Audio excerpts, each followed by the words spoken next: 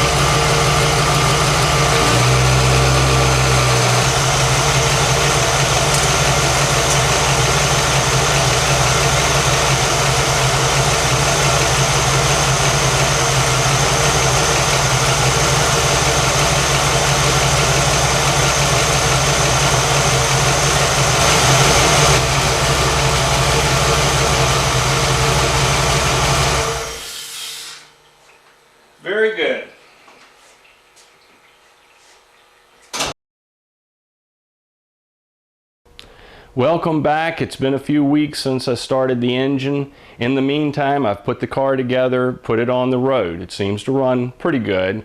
Before I started the engine though, I thought I might have a fuel pressure problem. I had to cycle the key on and off 3 or 4 times to get the fuel pressure to build up. Normally, just cycling the key once or twice will bring your pressure right up to 30 pounds.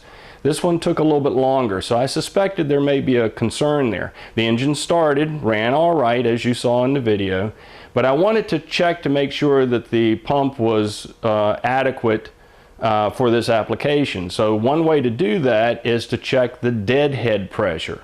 You do that by plugging off the return line. Now, most of these fuel lines, of course, are plastic, so you really can't squeeze them off. You'll damage the fuel line. So I have a little adapter I made that I can put right into the fuel rail on the return line connection to plug it off. That makes the fuel pressure, or it makes the fuel pump go to its maximum pressure, or what they call deadhead pressure. And that should be, over 80 pounds per square inch for sure. So when I, turned the key on, I still had to turn the key on 2 or 3 times to even get it to go to 45 pounds. So it was obvious that the pump is damaged in some way. So I said, well, I'm gonna have to replace the pump. Drop the tank down. Actually, there was right much trash in the bottom of the tank. There was rust on the fuel pump itself, which means all that time that it's been setting, I'm sure there was moisture that got into the fuel tank, and that's likely what damaged the pump. It probably, pieces of trash got up into the impeller of the pump through the little sock there and shortened its life. So since I had to replace the pump anyway, I decided to get a high volume pump. I got a 255 liter per hour unit. Now my deadhead pressure is above 100 pounds, no problem. And again, the engine seems to run pretty good. Transmission shifts fine. It shifts a little bit early, so I decided to raise the TV pressure. If you happen to have my AOD repair video, you know that there's a limit to how high you can raise the TV pressure, so I made sure I didn't hit that limit. And by raising it, it did make it shift a little later. It's still a little early, but for a street car, there's no problem at all. It still shifts fine at wide open throttle. That's really what I was looking for anyway. I did build a fan controller. Now, after I built the controller, I still had to get a sending unit. Well, the only way I could find the sending unit that I was looking for, I had to get a kit that already has the hard shell and the relay and the wires. And actually, the kit costs less than the money that I have tied up in the controller I built. But it's already built, so that's fine. The sending unit, I ran out of holes in the intake to put that. So I drilled the thermostat gooseneck on the top. There's already a boss there for, likely, I think on some of the older ones, there was a little pipe that was there or something like that. So the boss is there, but there's no hole. So I drilled it and tapped it with the pipe thread and put the sending unit in. Also made sure, if you're going to do this yourself, be sure the sending unit doesn't interfere with the thermostat. It's pretty close. This one does miss, but it's pretty close, so always watch that. The sending unit that I got is designed to turn the fan on at 200 degrees, and it's supposed to turn it off at 185. Well, I'm running a standard thermostat, which is whatever it is, 190 or 195 degree thermostat. So once the fan comes on, it stays on. The engine temperature never really gets lower to cause it to cut off. However, it's stable. That's what I was looking for anyway. All I want is that when it gets to operating temperature, you have a stable coolant temperature, and it does seem to have that. So that's fine. Now, I said that the engine runs pretty good, and it does. At wide open throttle, it pulls real good. I think the performance is definitely there. At idle, however, I had some concerns. I had some stall problems. So I wound up disconnecting the wire to the IAC and then adjusted the hard stop on the throttle until I had a fairly stable idle, as low as I could get it, but still be stable. Then when I plugged it back in, you put it in gear, feels good. You have crisp throttle response, so no hesitation that I can see. And understand, I do have a stock torque converter, so this cam, which likely doesn't have quite as much low-end torque as a stock cam, that's the area where you may wind up having a problem, maybe a hesitation on acceleration. Doesn't seem to be a concern on this one. However, I feel that this cam, even though it was speed density friendly, it's likely somewhat borderline. I believe if I had a mass air equipped processor and had a mass air sensor on there, I would likely have a slightly better idle. However, at the moment, doesn't seem to be a problem. Now let me make a little note about setting that hard stop adjustment on the throttle plate. Anytime you do that, you should always check to make sure your throttle position sensor voltage doesn't go too far out of range. Often on the internet you'll find people saying that it has to be exactly 1 volt. Well, it doesn't need to be exactly 1 volt. There's a range there. It can be from 0.90 to 1.10 volts. I think you can go a little bit beyond that. But if you go too far away from 1 volt, it will force the PCM into thinking that there's something wrong with the throttle position sensor, and it will go into like a limited operating strategy, and you start getting some drivability concerns. In my case, it wound up being right at 1 volt, or as 1.02, something like that. That's fine. The other concern, though, was after I made that adjustment, because I did raise the opening slightly on the throttle plate to compensate for the somewhat ragged idle. Now when I start the engine and when I put it in neutral, put the transmission in neutral, it idles a little bit fast. I don't see where that's really a concern. When I have it in drive, I have a nice stable idle and it runs fine on the road. I'm not overly concerned about that fast idle when I put it in park. I'm getting ready to cut the engine off anyway.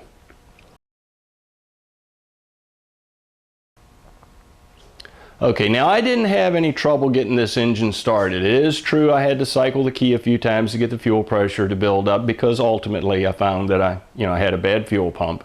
But it did start, and it ran just fine, and I had good oil pressure and so on and so forth. But what if it didn't start? It's not uncommon to get into a no start situation when you're doing an engine swap, or if you're swapping wiring harnesses. Obviously it's real easy to overlook something, leave something disconnected. Or what if you have a car that's been running and you came home and got out of the car, ate lunch, came back, engine turns over, no start. Where do you start looking?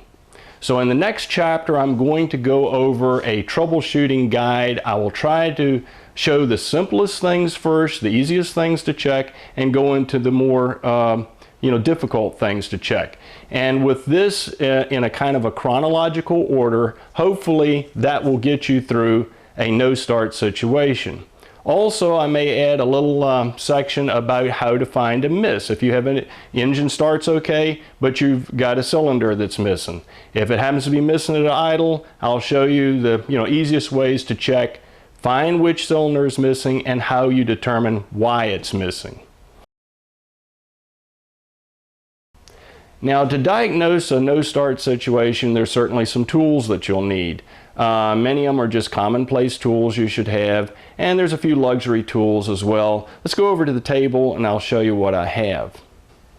Okay, you certainly should have a DVOM, a digital volt ohm meter, good test light, one of these little test spark plugs that you just ground on a piece of metal and hook your plug wire on the end, and then check to see if you have a spark. You can get that in pretty much any auto parts store.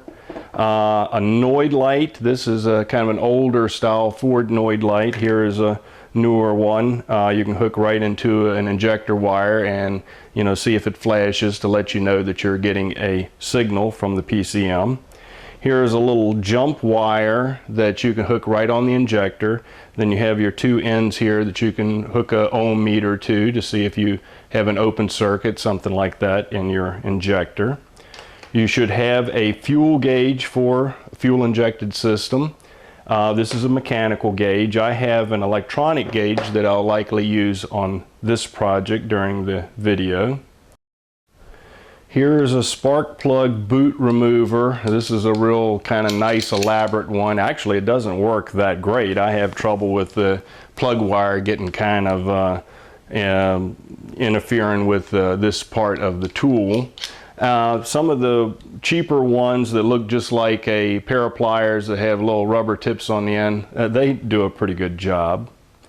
I have this TFI that I made that has a hard shell hook to it, 3 wires going to it. It can be used to start a car that has a bad TFI module. As long as the TFI module is not too shorted up and completely destroyed on the inside, most of them just go to an open circuit when they fail. You can actually plug this in. You plug this in to your TFI that's on the distributor, and you hook your harness into the other end, and the engine will usually start as long as the stator in the distributor is working. Now you can't go too far because there's no heat sink here, and the thing will tend to run a little bit hot, but it'll get you off the road or maybe get you to a garage so you can actually work on the car. Now here's a code reader. Now this happens to be a kind of an expensive one, has a nice little display on it, but you can buy them pretty inexpensive. There's really no excuse not to get one now. There is a way that you can use a test light and some jump wires, and you can get read codes by reading the blinks on your test light. I feel though that there are some code readers that are so inexpensive now, there's just no excuse not to get one of those.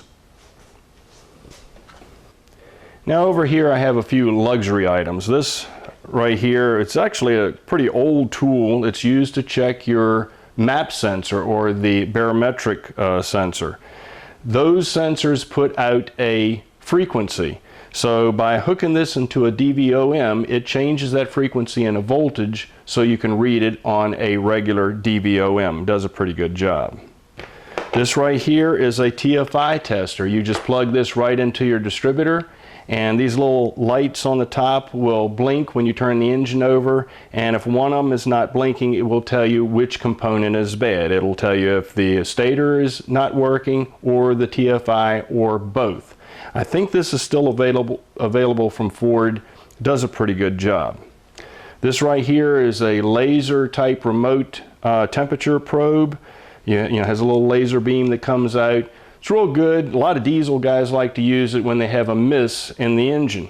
You can aim that to each individual header pipe next to the cylinder head, and the one that has a lower temperature is likely the cylinder that's misfiring.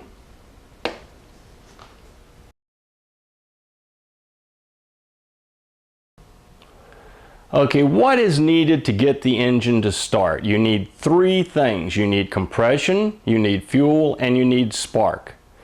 Now, the compression is, obviously if the car has been running before and you just went in to, like I say, eat lunch and you came back out and it doesn't start, well, it's probably not compression, the thing had been running before. But what if you were at the drag strip and you were in high gear and you're wide open throttle and all of a sudden you heard a pop and the engine cut off? Then when you went to start the engine, you turn it over, man, it spins over real fast, sounds like there isn't a piston in the block. Well, it's a very good chance that you broke the timing chain or you broke the camshaft in half. If that's the case, you should be able to take your distributor cap off, spin the engine over, and see if the rotor is turning. If it's not turning, well, you probably broke a timing chain. If it is turning, then go ahead and turn it until you hit top dead center on your crank pulley down there and see where your rotor is. If it happens to be 180 degrees away from the #1 tower, well, you're all right. You're probably just on the exhaust stroke. So spin it one more rotation till you get to TDC again on your crank pulley, and then see if the rotor is pointed near the #1 tower on the distributor cap. If it is, most likely, you didn't mess up anything on your camshaft. And if you still had a concern, maybe thinking something's not just right, feels like this, it sounds like it's no compression or something, well, put a compression gauge on a couple cylinders and see if you have, some pressure there. If you've been cranking and cranking and cranking and the thing hasn't started, and sometimes you've cranked so long that you'll actually hear the engine squeaking. What you may have done is washed all the oil off the cylinder walls, and now it definitely doesn't have any compression. So you need to pull your spark plugs out and check they may be all fuel fouled. Clean those up, and you may squirt a couple squirts of oil down each spark plug hole. Put it all back together, and of course you'll still need to find out why it doesn't start. So I think once you've determined it's not compression, and you've got an engine that it's a known good engine. Of course, if you had an engine that you had no history on and you're getting it from a wrecking yard and you're starting it for the first time, well, you may want to look at that area a little closer. But let's assume the compression part is okay. So you have fuel and spark next. Well, on a fuel injected engine, it's easier to check the ignition before you check the fuel.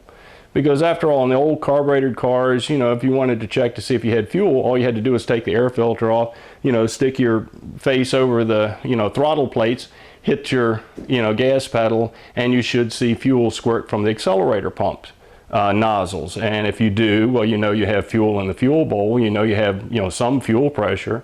Well, you can't really do that on a fuel injected car. So it's easier to check the ignition. And by the way, it makes more sense to check the ignition next anyway, because if you've lost your ignition system, most likely the injectors won't be firing either, since it gets its signal from the the ignition or from the distributor. So the first thing, easiest thing to do is just to simply take your coil wire off of the distributor cap and put one of those dummy spark plug test plugs in, and we'll see if you have a spark.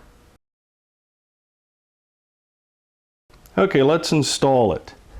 I'll take the coil wire off the distributor cap, plug it into my little test spark plug, and I'll stick it right here to ground it, and then we'll spin the engine over and see if we have a spark.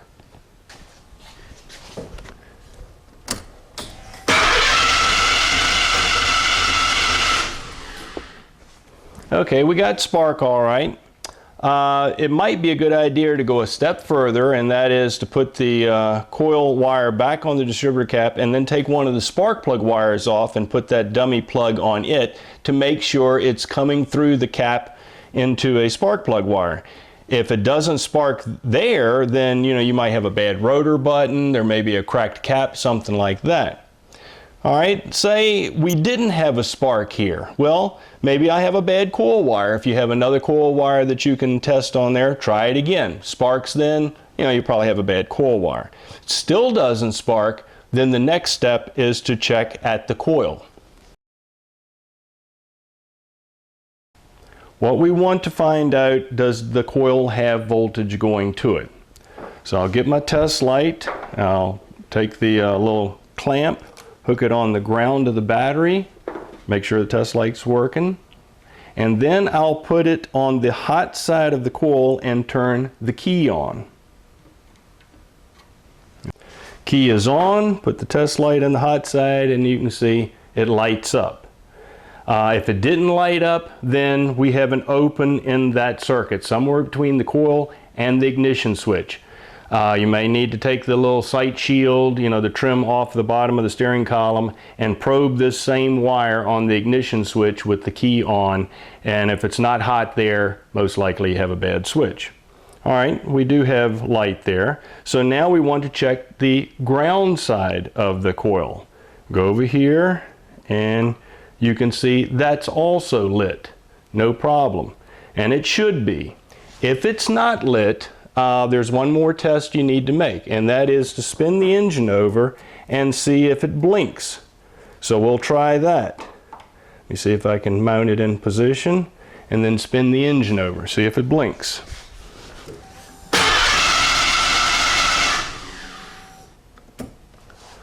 Okay, key off, and that checked out. It blinked like it should. Now what if we were hot on the hot side and we had no voltage on the ground side and it did not blink when I turned the engine over? All right, most likely you have an open in the coil, in the primary windings of the coil. Get a known good coil, put it on there, test it again. It will likely work just fine and the engine will start. But let's say you did have voltage on the plus side and you had voltage on the minus side or the tack side, and when I spun the engine over it did not blink, it just stayed on. Now you're likely having a problem with the distributor end. It's either the TFI or the stator inside, or there's a break in the wire from here to the distributor. So the next thing to check is the distributor. The first check I'll make on the distributor is to unplug the TFI module, and the third wire from the bottom up, which on this one is red with the green stripe, I want to see if that's hot with the key on.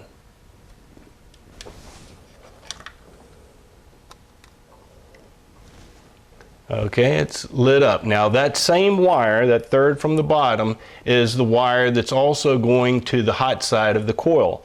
If it was hot at the coil but not here, then there's a break in the wire and that needs to be checked. If you, of course, get to this point and that's hot, most likely you have a bad TFI or you have a bad stator inside the distributor. If you thought maybe it's just a TFI, you could put that little jump TFI that I made, where you plug that into the old TFI and then you plug the engine harness into the test TFI and then see if you have spark and the engine should start. If you don't have one of these, then just finding another TFI or buying another TFI and simply bolting it in place and then see if it works. Remember, anytime you replace these TFIs, you need to put some dielectric grease on the back to transfer the heat. All right, if you do that and it still doesn't start and it still doesn't spark there, most likely you have a bad stator. Now there's not a really good way of checking the stator other than to simply replace it. And to replace a stator, of course, the distributor has to be completely disassembled. It might be easier just simply to get another distributor. Now if you have that Ford test tool, then you can find out which component is actually at fault. So we'll use that tool now and see what we have. And I'll take the tester and I'll plug it into the TFI on the distributor,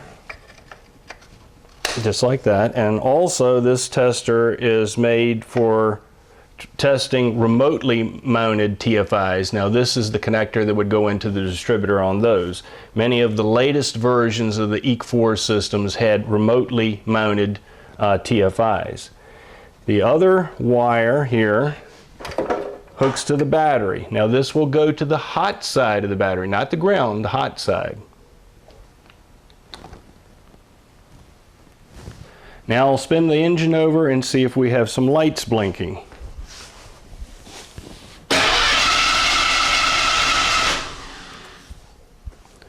Now you may not have been able to see it in the video that easily, but I definitely had blinking lights. Now the way you evaluate this tester is you see what is blinking. On this car, of course, both lights were blinking. We know this one is working properly. If the left one, which is the PIP light, was blinking and the right one was not, that's the tack light, then most likely you have a bad TFI module. If neither light was blinking, then you likely have a bad stator. And if you have a bad stator and need to replace that, I would say replace the TFI as well. If you only have a bad TFI, normally you can just replace that and you will be okay.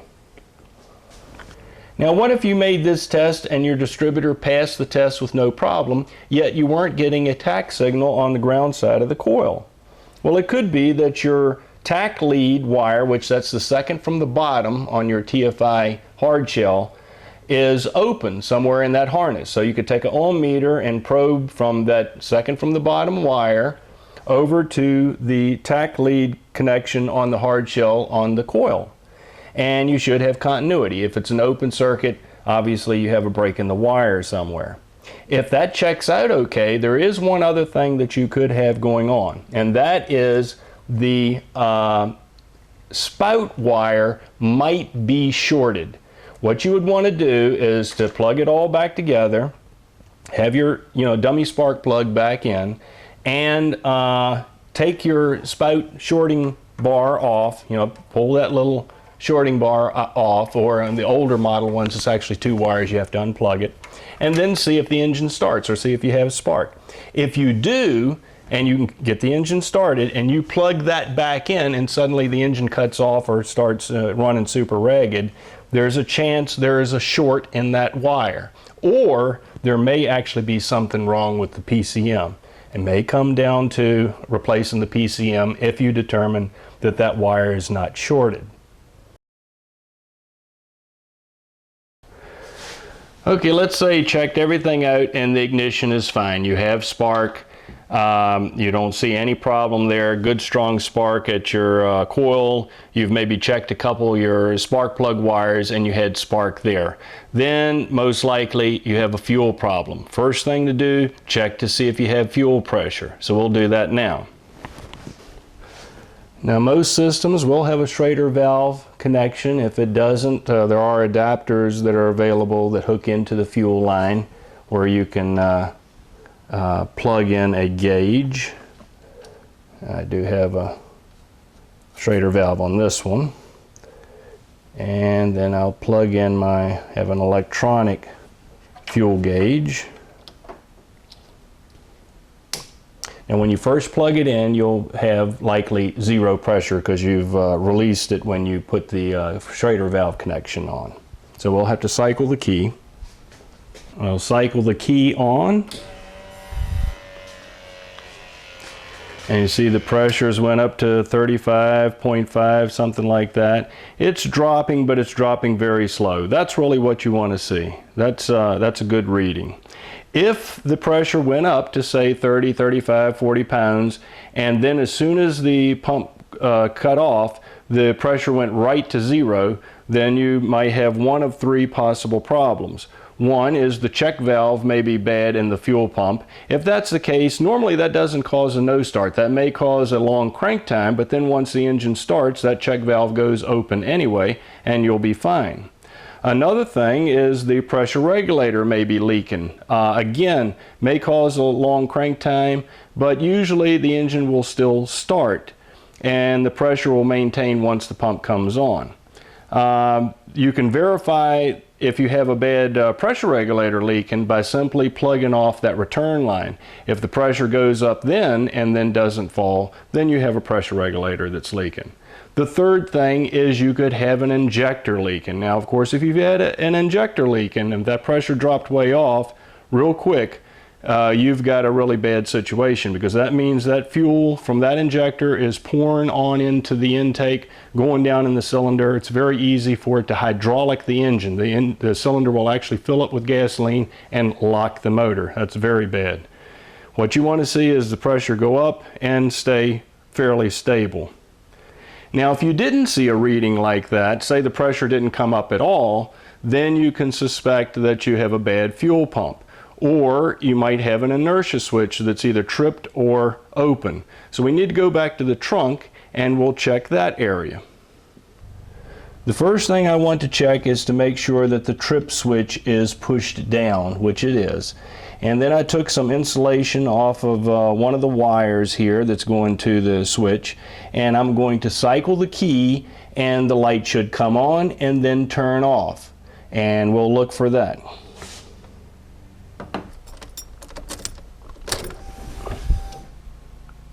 Okay, that's what we want to see. Then I should check the other wire as well, and it should do the same thing. If one does and the other one doesn't, you have a bad inertia switch, and that'll have to be replaced. If both of them come on, then you should have voltage going to the fuel pump. If the pump's still not giving you pressure, most likely you have a bad pump, or there's an open in the wire between the inertia switch and the fuel pump. Now understand, this inertia switch is in series with the pump. On units that have the inertia switch tied into the primary side of the fuel pump relay, then anytime the key is on, both of those wires should be hot. Alright, let's say neither light lit up. We have to find out why we're not getting current here. Therefore, the next thing to check is the fuel pump relay area. Now understand, when we probe that wire back there at the inertia switch, when you cycle the switch, the light comes on and then it turns off. The reason it turns off is it's waiting for a pip signal. If it doesn't receive the pip signal, in other words the engine turning over, it just simply shuts the fuel pump relay off. Now there's a way to turn the pump relay on without cycling the switch. You just simply turn the switch on, then go over to the self-test connector and ground this terminal. You ground the terminal, the light should come on. The fuel pump should come on at the same time. When you unground it, the light should go out, turning the pump off. Remember, this is the same wire that's going to pin 22 of the processor. That's the wire that grounds, turning the fuel pump relay on. Okay, let's say that we still don't have current back there. Now we need to go to the fuel pump relay and check that. Now, of course, my pump relay system is out here where it's easy to troubleshoot it. The first thing we want to do is to see if the wire that's supposed to be hot all the time is hot. And in this setup, it's this wire right here, and you can see that it is hot. Now, if you don't have one of these relays like I made, you have the regular, conventional hard shell that any EEC system would typically have, like this one right here. What you want to do is to probe the wire at this location. Don't worry too much about color codes because that changes from year to year. But this is the location that you would probe to see if that wire is hot. Then you want to turn the key on and see if the wire that goes from pin 37 and 57 is hot. That'll be hot with the key on, and it'll be off or no voltage with the key off. On my system, it's this wire right here. So let me turn the key on, light comes on, turn the key off, and it goes off.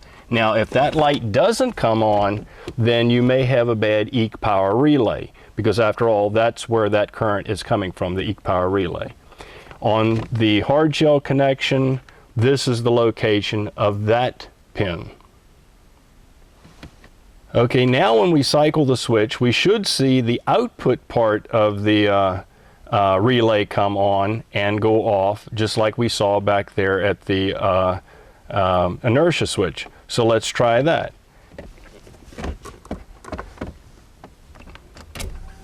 On, went off.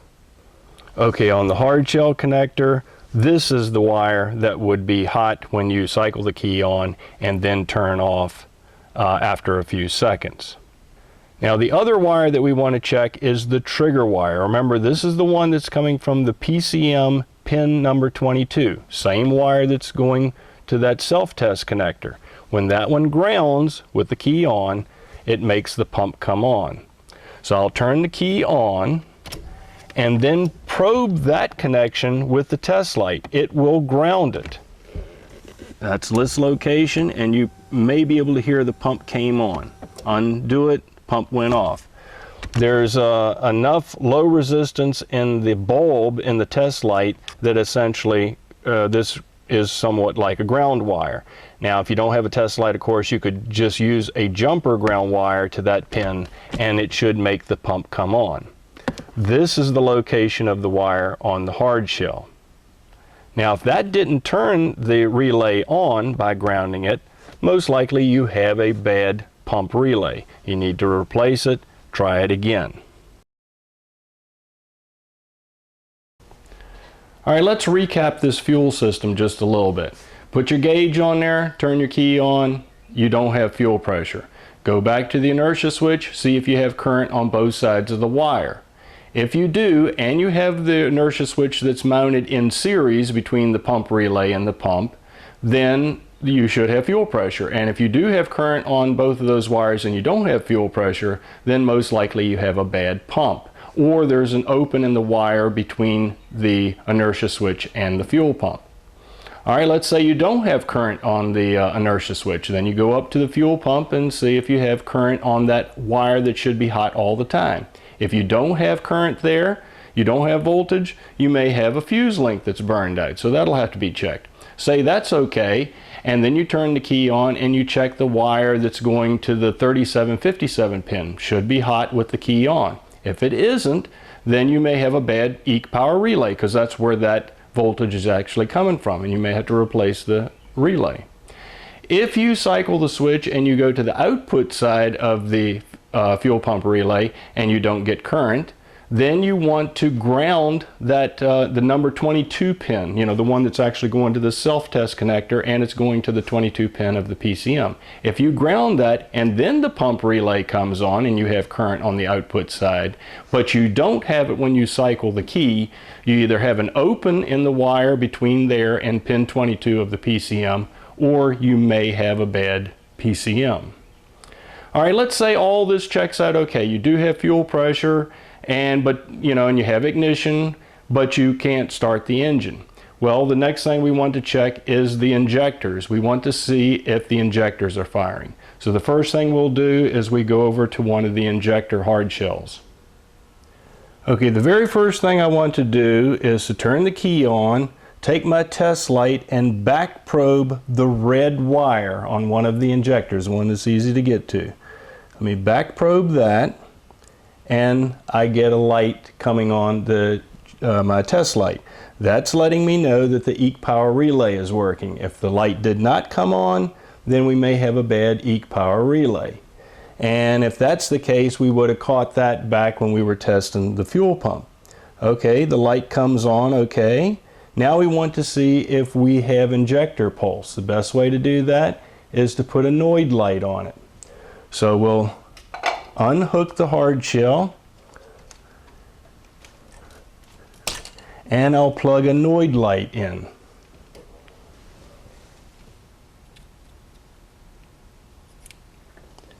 Now I'll go inside and turn the engine over and see if I have a pulse.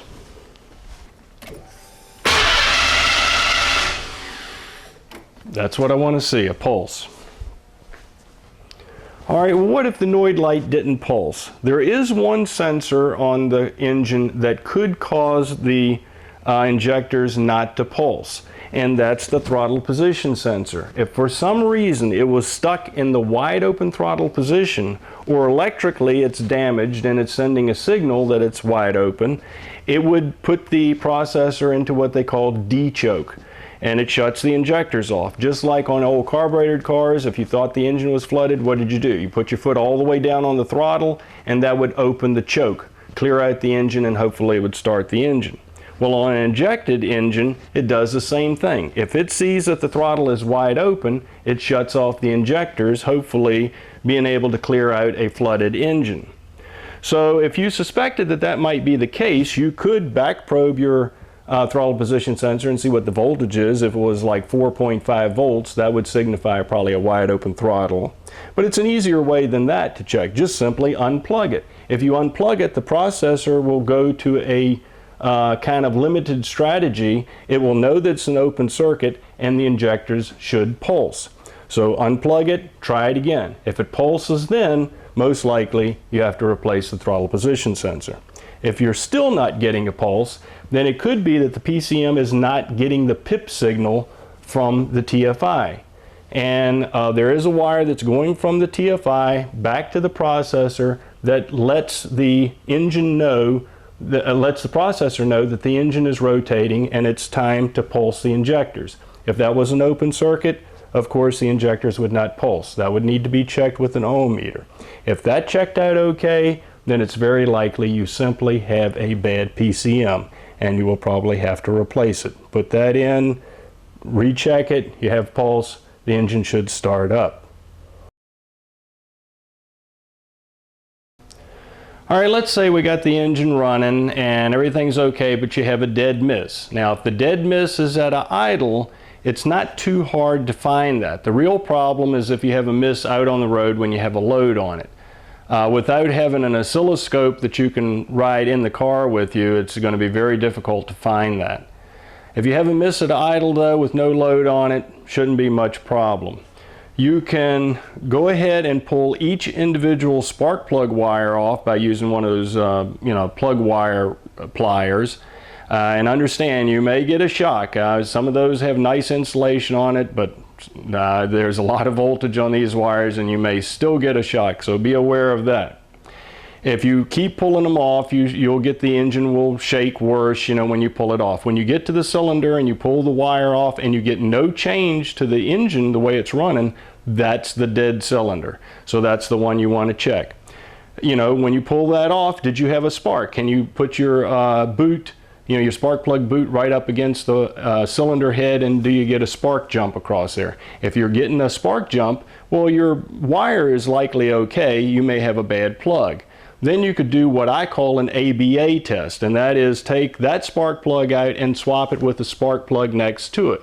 If the miss now goes to the other cylinder, then you had a bad spark plug. And when you look at the plug, you may see the problem anyway. It may have a broken electrode or something like that. But if you swap the plugs and the same cylinder is still missing, then you suspect, you may have a fuel injector problem.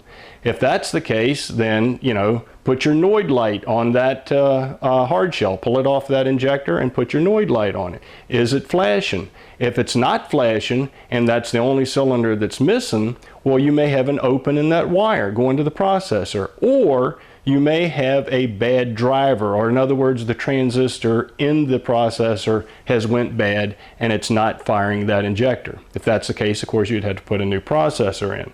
If you verify that the light is flashing, then maybe the injector is mechanically broke.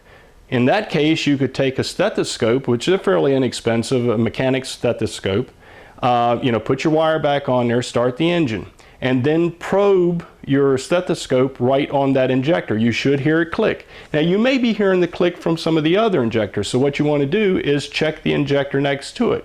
See how loud that is. If it's the same loudness of the click, then the injector is mechanically working.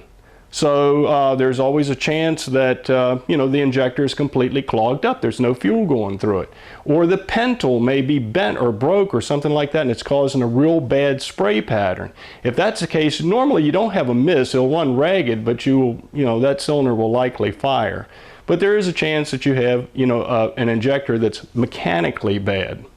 If you put your stethoscope on it and you're not getting a click, then you could probe the two terminals that's on the injector to see if you have an open circuit.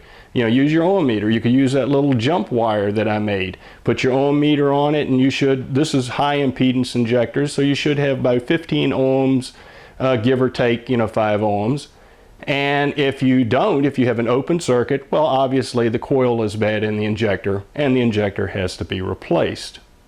All right, say the injector is shooting, or you've replaced it and you've verified that the spark is going to the plug, and the plug is good and the wire is good, and the injectors are shooting on all the cylinders, including the one that's missing, then you likely have a base engine problem. That's a broken valve spring or a bent push rod, or you've got a cam lobe that's completely wiped out, or you have some kind of compression problem. You have a hole in the piston or something like that. Compression check should check that, should verify that. It may come down to pull the valve cover, rotate the engine while the valve cover is off, and you may actually see what the problem is. Maybe it's a broken rocker arm, or the bolt is backed off on the rocker, and of course it's not opening a valve. All right, of course, I've only skimmed the surface of, troubleshooting a no start and, talking about a misfire. I can't begin to tell you all the combinations. I mean, this video would be 10 hours long if I did that. But hopefully I put you on the right track, knowing the sequence to check these things, and hopefully that will get you out of a bind if you're in a situation trying to troubleshoot a no start engine.